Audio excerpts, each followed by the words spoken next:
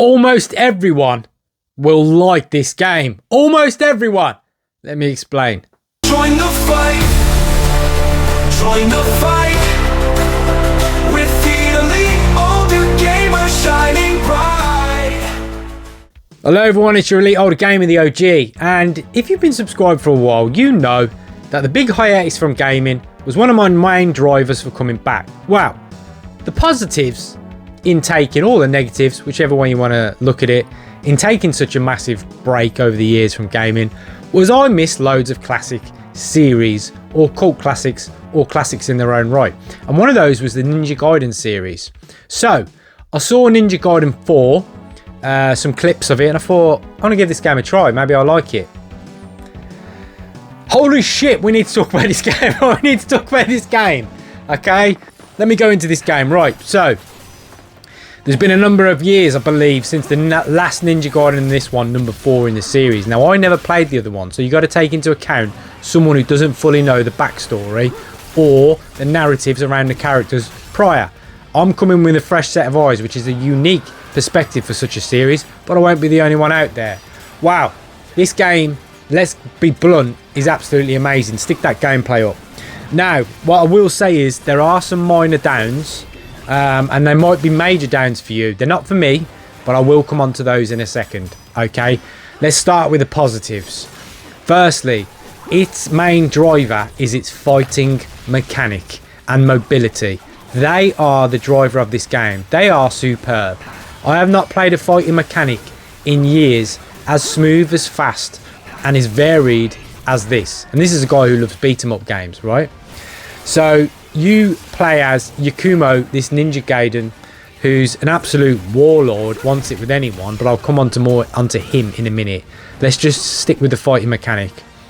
It's rapid. There's so much you can do. You unlock weapons after you've completed each kind of main level or area. With those weapons means you comes loads of combos and more maneuvers that you earn coins to buy said maneuvers. There's training stations along the way through the game, so you can, you know, unlock all these maneuvers, and then essentially when you got towards the end of the game, you should have a whole stack of stuff in your favor in terms of moves, cancelling out from weapons, moving into other weapons to complete combos. It's just unreal how much there is to do. Mobility, there is a parry system on it and a dodge system, and they're very easy to do, and it feels great when you do them because you can just do this dodge parry over and over again and just evade enemies and do, you know, a counter attack. It's amazing. It's so smooth. Mobility is another plus. You know, I didn't know you unlock a zip line along the way, and so many games over the years have either done this well or failed. Say like Spider-Man, Batman, you know, with the zip line or web slinging, or, you know, and swinging along. This game just nails it. It's so smooth. You can transition to that, being a beginner like me, into wall running down onto another zip line. It's brilliant, to be honest. So that's very smooth. Mobility is really fast. It's not annoying where his sprint will just run out for reasons. No, you can just sprint as long as you want because he's a machine. But obviously you don't need to sprint that far before your next action set anyway. But it's just so quick, nimble. He can jump off anything. It's incredible.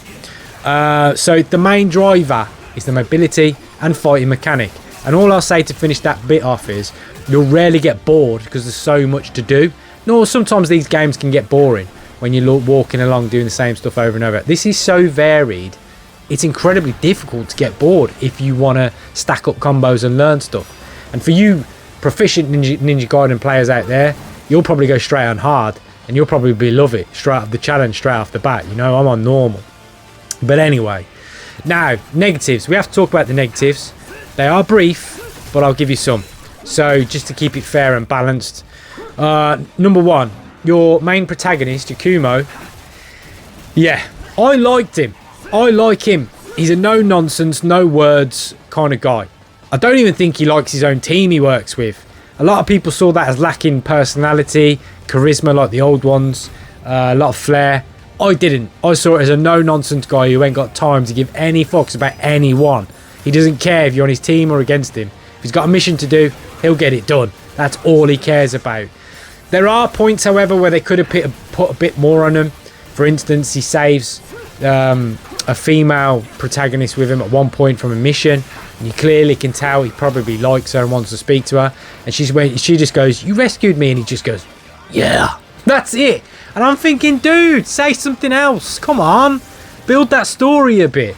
So the story kind of lacks at points because of his lack of words, but again, I liked his character. The team around him, I don't really care about them because you don't really know them. You hardly see them. You just hear them over the radio, and you hardly care about them. They don't have any influence on the story apart from just giving him pointers. So I'm like, why do they exist? So they're not great. And then the other negatives are only minor. The environment can feel a bit repetitive sometimes and a bit dragged. So by that I mean, there's this one, for instance, water level, where I'm using a surfboard and I'm going over and over, and you've been going for 15 minutes and you think, oh, I'm at the end of the boss now, and it just seems to start again. Not the exact same level, but versions of it just tweaked, and you're like, you are dragging this out now. That happens sometimes, but not every time. Some of them you can speed run, but that was just happening a few times. I was like, you're really dragging this level now. That's a grind, but that's not few and far between. That's probably it for the downsides, really. They're not, you know, the environment can get a bit samey, and sometimes it's a bit weird. There's like one level that's a mix between sewers and a nightclub.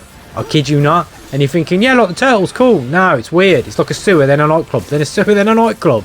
What is going on? But other than that, this game's incredible.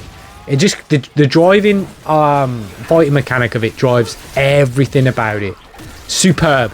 Can't speak highly of it enough. It's an absolute win. I don't do out of 10 ratings. If I had to, let's finish this video up. Take that gameplay down. If I had to, I'd go with an 8.5, 9 out of 10. If you're a fan of this series, you'll probably love this game. If you're a fan of beat-em-ups of this style or scrolling 3D world beat-em-ups, you'll love this game. If you're a fan of kind of horror, spooky stuff, you'll love this game. So, massive fan. The downsides, you've already heard them. No need to go over them again. That's why I'd take a point or a 1.5 off. Some of the music's superb in some points, and some it's a bit weak in others. Overall, it's quite atmospheric and good, so it gets a thumbs up overall. There's a couple of levels where you're like, it's a bit dodgy. Other than that, what a series, what a game. Worth a run through for sure. Struggle to get bored if you're into these kind of games.